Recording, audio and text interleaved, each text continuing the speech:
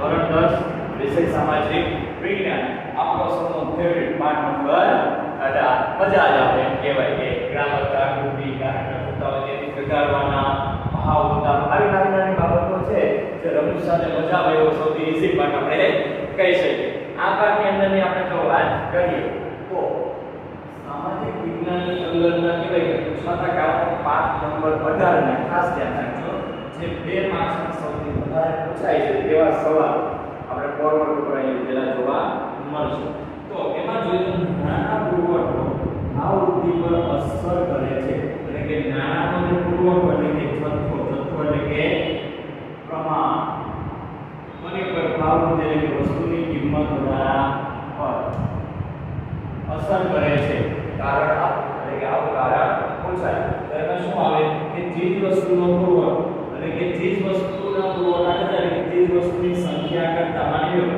કે કોઈ વસ્તુની સંખ્યા 100 ની છે તો એના કરતા નાનો પુરવઠો કેવો થઈ જાય વધી જાય ત્યારે ભાવવૃદ્ધિ થાય છે એટલે કે બજારની અંદર વસ્તુ ઓછી અને પૈસા વધારે એટલે કે આપણી પાસે કરોડો રૂપિયા હોય અને એક માર્કેટ ખરીદવાની હોય તો આપણે ગમે તેટલા રૂપિયા વિના માર્કેટ ખરીદી શકીએ તેવી જ રીતે કહેવાય કે વ્યક્તિની પાસે પૈસા નાના છે કે પણ કયો એ વધુ પ્રમાણમાં આવી જાય અને તેની સામે વસ્તુનું ઉત્પાદન કેવું થઈ જાય ઓછું ત્યારે શું થાય છે ભાવ વધારો થતો જોવા મળે છે પછી જોઈએ વેતન ભથ્થું કે બોનસ ના વધારાની કામદાર દ્વારા જો માંગણી કરવામાં આવી હોય અને એ માંગણી સંતોષાય એટલે માંગણીને એક્સેપ્ટ કરી લેવામાં આવે કે ભથ્થું આપવામાં આવે બોનસ આપવામાં આવે વેતનનો વધારો આપવામાં આવે તો કામદારની લોકોની વાસ્તવિક આવકમાં શું થાય છે વધારો જેના કારણે ચીજ વસ્તુની માંગ વધે અને માંગ છે એ ક્યાં જાય ભાવ વધારો પડે દાખલા તરીકે તમારી પાસે 100 રૂપિયા હોય ત્યારે 50 રૂપિયાની વસ્તુ ખરીદવા તમારી પાસે 200 રૂપિયા છે તમે 100 રૂપિયાની વસ્તુ ખરીદીશો કારણ કે તમારી સંતોષ આવે કે વાસ્તવિક આવક વધી વાસ્તવિક આવક કરતાં તમારી માંગ વધી માંગ વધતા એ વસ્તુનો ભાવમાં શું થશે વધારો થતો જોવા મળે પછી સરકાર મધ્યસ્થ બેંક એટલે reserve bank of India RBI અને રાષ્ટ્રીય બેંકો પાસેથી શું કરે છે કોઈ ને કોઈ રીતે નાણાં મેળવે છે સરકાર દ્વારા પરોક્ષ રીતે નાણાંનું પ્રમાણ વધારે પરોક્ષ રીતે આ શબ્દ સમજે દાખલા તરીકે સરકાર દેશના વિકાસ માટે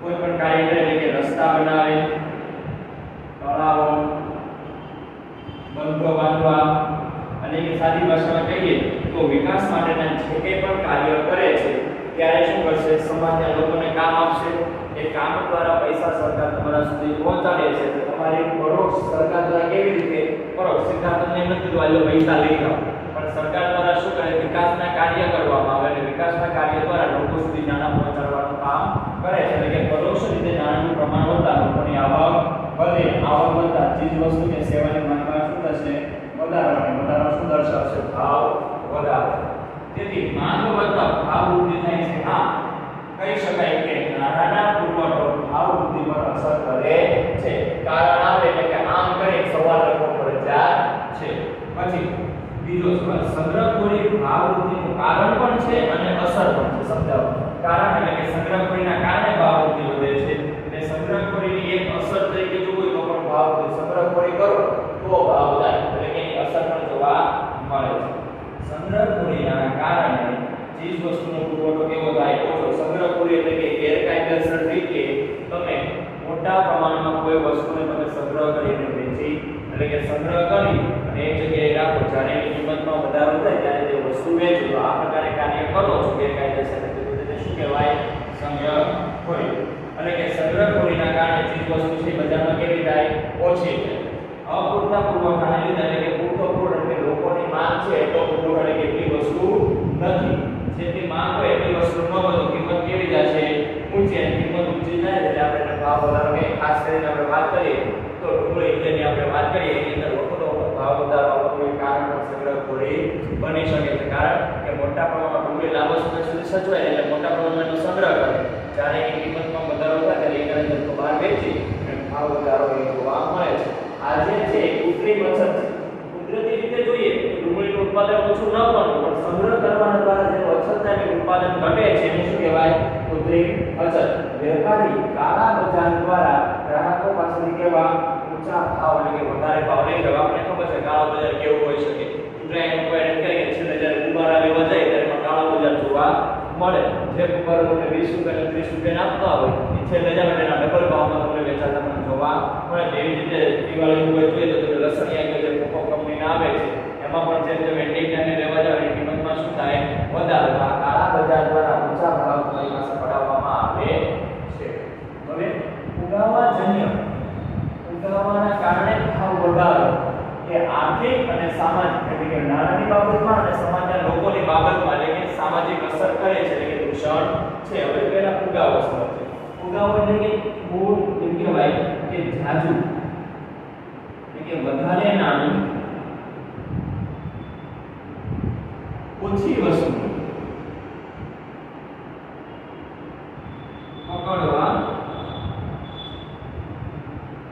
દોરી. એટલે કે એવું કહી શકાય કે જ્યારે આપણી પાસે કરોડો અબજો રૂપિયા હોય અને વસ્તુ ખૂબ જ ઓછી, માની લો કે દુનિયાની છેલ્લામાં છેલ્લી માર્કેટ આ છે અને તમારા બધા પાસે કરોડો રૂપિયા છે, તો તમે શું કરશો? કોઈ પણ સંજોગોમાં માર્કેટ તમારે ખરીદવાની છે. ખરીદવા માટે જે માર્કેટની કિંમત 20 રૂપિયા હોય તેની તમે 20 લાખ સુધી પણ આપી શકો અને 2 કરોડ સુધી પણ આપી શકો જો તમારી પાસે કરોડ. તો આ શું થયું? ઓછી વસ્તુ અને વધારે નાણું. તો જે મોટા પાયા ઉપર એટલે કે ઓછીતાનો વધારે પડતો નાણાં કહેવાય કે કિંમતમાં ફેરફાર થઈ ગયો. આ 20 રૂપિયાની હતી, 2 કલાક પછી આ છેલ્લું 20 તમે ખરીદવા માંગો તો 2 કરોડ સુધીની બની ગઈ. તો આ મોટો જે ભાવ વધારો આવે તો મોટો દર લીધું પણ એટલો બધો ભાવ વધારો ન આવી શકે. પણ આવો જે ભાવ વધારો આવે તેને શું કહેવાય? ફુગાવાજન્ય ભાવ વધારો. ફુગાવાજન્ય ભાવ વધારાને કારણે જીવન નિર્વાહ એટલે કે જીવન ગુજારવા કે ચલાવવા માટે જે ચીજ વસ્તુની જરૂર હોય એ પૂરતી માત્રામાં ખરીદી ન શકે, કારણ કે ભાવ વધારે થઈ ગયેલો હોય છે. એટલા માટે એટલે લોકોનું આર્થિક જીવન ધોરણ કેવું આવે? એમાં બે બાબત છે. જો પૈસા 50 રૂપિયા છે, રૂપિયા તમારી પાસે કેટલા છે? 50. 25 રૂપિયાની વસ્તુ ખરીદી શકો છો, પરંતુ 35 કે ગણી લો 40 રૂપિયાની વસ્તુ ખરીદવાની તે ભાવ વધારે કારણે તમારી પાસે પૈસા કેવા ત્યાં ઘટ્યા એટલે તમારી બચત ઘટી. એક આ કારણ થઈ શકે. તો પણ આર્થિક સ્થિતિ ઘટે. અથવા તમે 25 રૂપિયાની જ વસ્તુ લો છો, 40 ની લેવી નથી, તો તમારી પાસે વસ્તુ જીવન નિર્વાહની ઘટે છે, તો પણ તમારું જીવન કેવું થાય છે? નીચું આવે છે. એટલે કે જીવન ધોરણ આર્થિક જીવન ધોરણ નીચું જોવા મળશે. નાણાકીય ખરીદ શક્તિ ઘટે એટલે કેવું કે ભાવ વધારે કારણે માની લો કે 1 રૂપિયાની 2 ચોકલેટ આવતી હોય, હવે ચોકલેટમાં ભાવ વધારો આવ્યો તો 2 રૂપિયાની 1 ચોકલેટ થાય તો 1 રૂપિયાની 1 ચોકલેટ થઈ જાય. એટલે શું થઈ ગયું કે નાનો એટલે કે 1 રૂપિયાની જે કિંમત હતી એ કેવી જોવા મળી? ઘટતી. પહેલા 2 ચોકલેટ આવતી હવે 1 ચોકલેટ આવે. એટલે શું કહી શકાય? નાણાકીય ખરીદ શક્તિ ઘટે છે. તેથી નીચી અને સ્થિર આવક એટલે ઓછા પગારવાળા અને માદિયા પગારવાળા ને મધ્યમ અને ગરીબ વર્ગના લોકોની વાસ્તવિક એટલે હકીકતની જે ચોક્કસ એની આવક છે કેવી થાય છે? ઘટે છે. જેને જીવનની અંદર ઘણું બધું સહન કરવું પડે છે. પછી જીવન નિર્વાહનો ખર્ચ વધી જવાય. હવે અહીંયા જોઈ લો 25 રૂપિયા વાપરતા વસ્તુ લાવવા માટે 40 રૂપિયા એટલે એનો ખર્ચ કેવો થયો? વધી ગયો. જેથી જીવન ધોરણ કેવું આવશે? નીચું, કારણ કે કોઈ બચત નથી અથવા કોઈ બીજી વસ્તુ ખરીદી શકતા નથી. એટલે જીવન ધોરણ નીચું આવે છે. તેથી એવું કહી શકાય કે ગરીબ કેવા બને છે? વધુ ગરીબ બનતા થાય છે. ફુગાવાજન્ય ભાવ વધારાથી લોકોની નીતિમત્તા એટલે કે પ્રામાણિકતા, બીજી ભાષામાં કહો તો માણસાઈ, પોતાના જીવન જીવવાના સિદ્ધાંત વગેરે પર માઠી એટલે કેવી અસર પડે છે? ખરાબ અસર પડતી જોવા મળે છે. કમરતોડ મોંઘવારી એટલે કે કમર ભાંગી જાય એવી એટલે કે ટીકા ભરીને ભાંગવાની વાત નથી, પરંતુ બહુ વધારે પડતી મોંઘવારીના લીધે ઓછી અને બાંધી આવક મેળવતા લોકો આવક અને ખર્ચ સાથે શું છેડા મેળવવા એટલે કે આવક જેટલો ખર્ચ કે ખર્ચ જેટલી આવક મેળવી શકતા નથી. એટલે કે આ બંને વસ્તુ ભેગી કરવા નીતિમત્તાના ધોરણો લેવે મૂકે છે એટલે કે છોડી મૂકે છે, જતા કરે છે, તેલ લેવા ગયા એવું કહે છે. તેથી વધુ આવક મેળવવા ખોટા કામ જેમ કે અનીતિ, ભ્રષ્ટાચાર, દાણચોરી, ચોરી, લૂંટફાટ અને કાળા બજાર જેવા પગલાં લઈને આવક મેળવવાના પ્રયત્ન કરે છે. હવે એક નવો શબ્દ આવ્યો છે દાણચોરી. તો દાણચોરી કેવું કે ઘણા મૂવી તમે જોતા હશો કે એરપોર્ટ ઉપર ની અંદર પોલીસ છે કોઈ સોનું ગેરકાયદેસર રીતે લાવતા હોય, હીરા લાવતા હોય એને પકડે છે. તો એવી વસ્તુ કે જે તમે વિદેશમાંથી આયાત કરો તેની ઉપર તમારે ટેક્સ ચૂકવવો પડે. તો આ ટેક્સ ચૂકવ્યા વગર સરકારની જાણ બાદ ની જાણકાર એટલે કે જાણ વગર તમે જે વસ્તુ ભારતની અંદર લાવો છો તેને શું કહેવામાં આવે છે? દાણચોરી કહેવામાં આવે છે. ચોથું કારણ જોઈએ તો વ્યાજબી ભાવની દુકાન ભાવ વૃદ્ધિનું નિયમન કરે છે. એટલે એવું કહી શકીએ કે સરકાર દ્વારા જે રેશન, જે સમિતિ, જેને આપણે કહીએ જે સસ્તાની દુકાન એ ભાવ વૃદ્ધિ એટલે કે ભાવ વૃદ્ધિને ઉધારો થતા અટકાવે છે, એટલે કે એનું નિયમન કરે છે. તો એમાં જોઈએ વ્યાજબી ભાવની દુકાન જેને આપણે રેશન કે સમિતિ અથવા તો સસ્તા અનાજની દુકાન કહીએ છીએ. તેમાં ગરીબી રેખા નીચે જીવતા એટલે કે બિલો પોવર્ટી લાઈન BPL તેમજ આર્થિક રીતે નબળા વર્ગના લોકો એટલે કે જેની આવક ઓછી હોય તેવા વર્ગો અને BPL ની વાત કરીએ તો જે વ્યક્તિને કહેવાય કે પોતાનું જીવન ગુજારવા માટે જરૂરી એટલે કે ઓછામાં ઓછી ન્યૂનતમ આવક કે ખર્ચ પર ની જે રેખા નક્કી કરવામાં આવી હોય એટલો પણ ખર્ચની આવક ન કરી શકતા હોય તેવા વ્યક્તિને ગરીબી રેખા નીચે જીવતા લોકો કહેવાય છે. તેવી રીતે જેને આર્થિક આવક ઓછી હોય તેને આર્થિક રીતે નબળા વર્ગના લોકો કહે છે. તેમને કઈ બાબત તો કઠોળ, અનાજ, ખાંડ, ચોખા, કેરોસીન, ખાદ્ય તેલ, સાબુ વગેરે જેવી આવશ્યક એટલે કે જીવન જરૂરી વસ્તુ આવશ્યક કેવી જીવન જરૂરી વસ્તુ વ્યાજબી ભાવે એટલે કે ઓછા ભાવે અને પૂરતી એટલે કે જરૂર હોય તેટલી જરૂરી માત્રામાં પૂરી કરવાનું કામ કોણ કરે છે? તો વ્યાજબી ભાવની દુકાન દ્વારા આવા કાર્ય કરવામાં આવે છે. તેમજ દુકાનમાં વેચાતી ચીજ વસ્તુ દાખલા તરીકે એક્ઝામ્પલ લઈએ તો આપણે કરિયાણાની દુકાન આ કરિયાણાની દુકાન એટલે કે ખુલ્લા બજાર રેડી તો તેવી જ રીતે દુકાન એટલે કે કઈ વ્યાજબી ભાવ એને યાદ રાખવા માટે વ્યાજબી ભાવની દુકાનોમાં વેચાતી ચીજ વસ્તુ કરિયાણા એટલે કે ખુલ્લા બજારમાં વેચાય છે કે આપણે જે દુકાનમાં વસ્તુ વેચાતી હોય તે ખુલ્લા બજારમાં વેચાતી ચીજ વસ્તુના ભાવોની સરખામણીએ કેવા હોય છે? ઓછા. એટલે એવું કહી શકાય કે વ્યાજબી ભાવની દુકાનની કિંમત ઓછી અને ખુલ્લા બજારની દુકાનોમાં વસ્તુની વેચાણ કિંમત કેવી જોવા મળે છે? વધુ જોવા મળે છે. આથી સંગ્રહખોરી અને કાળા બજાર જે છે પર કૃત્રિમ અછત એટલે કે કુદરતી રીતે એમ જોઈએ તો હકીકતમાં એની કોઈ અછત નથી હોતી, ઉત્પાદન પૂરતા પ્રમાણમાં હોય જ છે. પણ શું થાય છે કે સંગ્રહખોરી અને કાળા બજારના કારણે માનવ સર્જિત અછત એટલે કે જાણી જોઈને અછત ઊભી કરવામાં તેને કૃત્રિમ બજારને એનું જાણવું જોઈએ ને અછત પોતાના ખાનગી એટલે કે પોતાના ખુદના હિત માટે કૃત્રિમ અછત એટલે કે સંગ્રહ કરી અને જે વસ્તુની ઘટાડો લાવવામાં આવે અને ઊંચી કિંમત મેળવવા માટે જે પ્રયાસ છે એને આપણે કૃત્રિમ અછત કહી શકીએ. તો અછત એટલે કે ઘટાડો. કૃત્રિમ અછત મન ફાવે તેવા ભાવો લેવા પર શું અંકુશ એટલે કે કાબૂમાં રાખવાનું કામ કોણ કરે છે? તો વ્યાજબી ભાવની દુકાનો કરે છે. તેથી તેને ભાવનું નિયમન કરે છે એવું કહી શકાય. કારણ કે સમજ દાખલા તરીકે માની લો કોઈ કરિયાણાની દુકાન છે એમાં ઘઉંનો ભાવ ખૂબ જ વધી ગયો છે તો આપણને સસ્તા અનાજની દુકાનમાં 5 રૂપિયા 10 રૂપિયાના કિલો અનાજ મળે છે તો આટલા પણ આપણે આપણું જીવન સુધારી શકીએ અથવા આપણે આપણું જીવન જીવી શકીએ છીએ. માટે એવું કહેવાય છે કે વ્યાજબી ભાવની દુકાનો ભાવ વૃદ્ધિનું નિયમન કરે છે. એની પછી સવાલ નંબર 5 જોઈએ તો ગ્રાહક સુરક્ષાનો ખ્યાલ એ પ્રાચીન છે. એટલે કે ગ્રાહક સુરક્ષાનો ખ્યાલ હમણાં નવો અમલમાં આવ્યો હોય 10 15 20 વર્ષથી એવું જોવા મળતું નથી પણ ઘણો પ્રાચીન એટલે કે જૂનો જોવા મળે છે. કેમ? તો એનું આપણે એમ જો વાત કરીએ તો સમ્રાટ અશોક જેની આપણને ખબર છે કે સમ્રાટ અશોક એટલે કે બિંદુસારનો પુત્ર રેડી અશોક અને બિંદુસારના પિતા એટલે કે આપણે ચંદ્રગુપ્ત મૌર્ય એટલે કે પહેલા એટલે કે ચંદ્રગુપ્ત મૌર્ય એના છોકરા કોણ?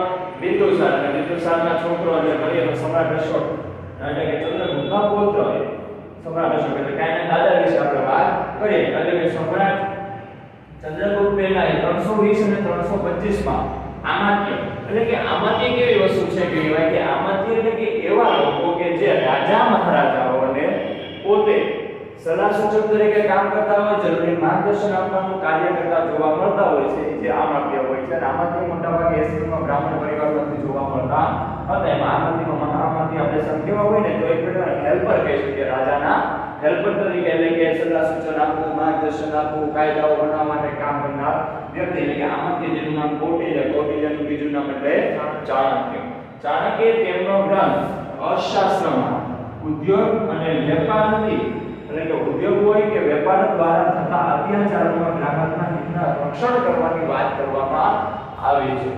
તેમજ આ ગ્રંથ એટલે કે ગ્રંથ એટલે કે કયો અર્થશાસ્ત્ર ગ્રંથમાં ઓછું તોલમાં માપવામાં આવે અથવા તો ભેળસેળ કરવામાં આવે તેવા ગુનાઓ માટે ઉત્પાદક અને વેપારી, જો વેપારીએ ભેળસેળ કરી હોય તો એને અને વસ્તુ બનાવનારે કોઈ ભેળસેળ કરી હોય તેને દંડની જોગવાઈ પણ કરવા માટે એને દંડ કરવો તેવી માહિતી અર્થશાસ્ત્ર નામના પુસ્તકમાં કોણે કૌટિલ્ય કે ચાણક્યએ આપેલી જોવા મળે છે. આથી કહી શકાય કે ગ્રાહક સુરક્ષાનો ખ્યાલ એ ખૂબ જ પ્રાચીન ખ્યાલ જોવા મળે છે. એવું પણ પૂછી શકાય કે ગ્રાહક સુરક્ષાનો ખ્યાલ એ નવીન ખ્યાલ નથી અથવા નવો ખ્યાલ નથી, અભિગમ નથી, સમજાવો તો પણ જવાબ તો આ જ આવશે. છેલ્લું કારણ, સ્થિર ભાવ વધારો એ આર્થિક વિકાસની પૂર્વ શરત. સ્થિર ભાવ વધારો અને સ્થિર ભાવ વધારો અને ફુગાવો, આ ત્રણ વસ્તુ. ફુગાવો આપણને ખબર છે કે ઓચિંતાનો મોટો ભાવ વધે એને ફુગાવો કહેવાય, અને સ્થિર ભાવ એટલે કે ધીમી ગતિએ ઉપર કેમ આપણો ધીમે ધીમે વિકાસ થાય. જોયું કાલ જેનો કોઈ 8 વર્ષના થઈ ગયા પછી બમણી સીધા 18 વર્ષના થઈ ન થાય એ ફુગાવો કહેવાય. રેડી? પરંતુ આ એવી વસ્તુ છે કે ધીમી ગતિએ જેમ શરીરનો વિકાસ થાય છે તે પણ જરૂરી છે. એવું જ કહી શકીએ કે જો દેશની અંદર આર્થિક વિકાસ કરવો હોય તો ધીમી ગતિ એટલે કે સ્થિર ભાવ વધારો પણ દેશના આર્થિક વિકાસની પૂર્વ પહેલી શરત છે. જો દેશનો આર્થિક વિકાસ કરવો તો સ્થિર ભાવ વધારો થવો જોઈએ, આવી કંઈક શરત છે. તો સામાન્ય રીતે ભાવ વધતા એટલે કે સ્થિર ભાવ વધતા લિમિટેશનમાં જે ભાવ વધતા હોય તે ભાવ વધતા ઉત્પાદકોનો નફો વધે છે. એટલે કે જે વસ્તુ બનાવનાર વ્યક્તિ હોય એના નફામાં શું થાય? વધારો. એટલે કે આ નફાના અંધારે એટલે કે જેને આપણે સરપ્રાઈઝ કહીએ ને, નફામાં વધારો થવાને કારણે એનો લાભ એટલે કે નફામાં શું થાય? વધારો થાય છે. તેથી તે દુકાનદારો હોય કે એમ કહેવાય કે ઉત્પાદકો હોય એ શું કરે છે? નવા ઉત્પાદક સાહસો એટલે કે નવા ધંધા શરૂ કરે છે. શું? નવા ધંધો શરૂ કરે છે, ધંધા શરૂ કરે. એવું પણ બની શકે કે એનો જે ધંધો છે એની બ્રાન્ચીસ ખોલે, વધારો કરે અથવા તો નવા કોઈ ધંધામાં રોકાણ કરે, પણ પોતાની આવક વધશે એટલે બીજી જગ્યાએ જો બીજો પોતાનો ધંધો નવો સાહસ શરૂ કરે છે. જેમાં નવું સાહસ શરૂ કરે એટલે શું થશે? નવા પૈસા ધંધામાં રોકશે એટલે બજારની અંદર શું થશે? નવું મૂડી રોકાણ કરવા એ કહેવાય છે. કારણ કે નફો વધારે છે તો એને એમ થાય કે હું વધારે નફાનો લાભ લેવા માટે મારા ધંધાનો વિકાસ કરું. પરિણામ એટલે કે વધુ મૂડી રોકાણ થવા કારણે અને વધુ મૂડી રોકાણ મળવા એટલે કે નફા મળવાના કારણે ઉત્પાદકીય પ્રવૃત્તિમાં શું થાય છે? વધારો થવાથી. ઉત્પાદકીય પ્રવૃત્તિ એટલે એવું બની શકે કે વસ્તુના ઉત્પાદનમાં વધારો થાય. હવે માની લો કે 5 એકમ હોય એ 10 મીટર કાપડનું ઉત્પાદન કરતા હોય તો 5 ની જગ્યાએ 10 થાય તો સીધું 20 મીટર કાપડનું ઉત્પાદન. આ ઉત્પાદનની એકમમાં શું થયો? વધારો. ઉત્પાદનમાં પણ શું જોવા મળે છે? વધારો જોવા મળે છે. તેથી ઉત્પાદકીય પ્રવૃત્તિમાં વધારો થવાથી વપરાશી ચીજવસ્તુનું ઉત્પાદન એટલે કે રોજબરોજ આપણા જીવનમાં જે જરૂરી હોય તેવી ચીજવસ્તુઓનું ઉત્પાદન અને રોજગારીમાં શું થાય છે? વધારો થતો જોવા મળે છે. સિવાય એક વસ્તુ છે કે નવા ઉદ્યોગો ખુલશે તો એ વસ્તુ થશે, અથવા તો જે જૂના છે એને શું કરશે? પગારમાં વધારો. કારણ કે જે દુકાનદાર છે, ઉત્પાદક છે, અને નફામાં વધારો. નફો વધે એટલે એ લોકો તમારો પગાર વધારે. એક આ રીતે રોજ આવક વધે આપણી. અને બીજું શું થાય કે જે બેરોજગાર છે એને રોજગારી મળે એટલે કે એની પણ આવક વધે અને જીવન ધોરણમાં સુધારો થાય તો દેશનો આર્થિક વિકાસ થાય છે. ઉત્પાદકો કે વેપારીની આવક વધતા કામદારોના વેતન એટલે કે પગારમાં શું કરશે? વધારો કરશે. આમ જનતા એટલે કે આમ જનતા એટલે કે સામાન્ય લોકો, આમ જનતા એટલે કેવા?